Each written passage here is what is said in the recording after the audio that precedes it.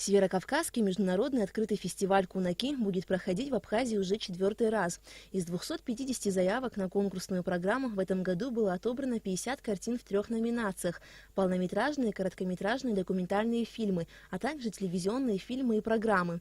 Девиз фестиваля «Кунаки» – «Разные лица, одна судьба». И это судьба – наш общий мир, да, который просто мир глобальный, превращающийся в одну большую деревню, как это принято говорить, с открытием границ, потому что, понимаете, да, как мы сейчас легко курсируем по странам и континентам, легко курсируют товары, производительные силы, деньги, люди.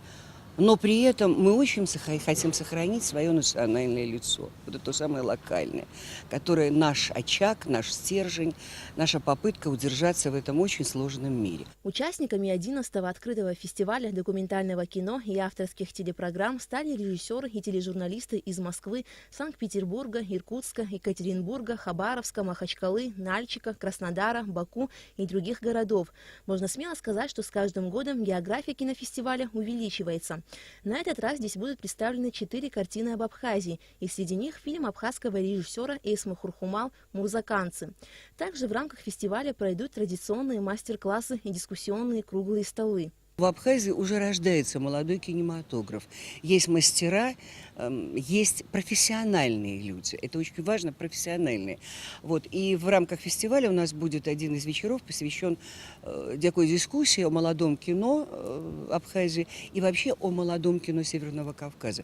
Каким оно должно быть, какое оно нужно сегодня нам для того, чтобы двигаться дальше. Молодые кинематографисты абхазские должны быть очень крепко взяты в объятия государства. С ними нужно работать. Их ни в коем случае нельзя упустить из Абхазии. Открытый фестиваль кино и телевидения «Кунаки» был основан в 2007 году. Свое название фестиваль получил в честь кавказского обычая – куначества, которое означает дружбу и гостеприимство людей разных национальностей. Все, что мне похоже друг на друга, это только объединяет.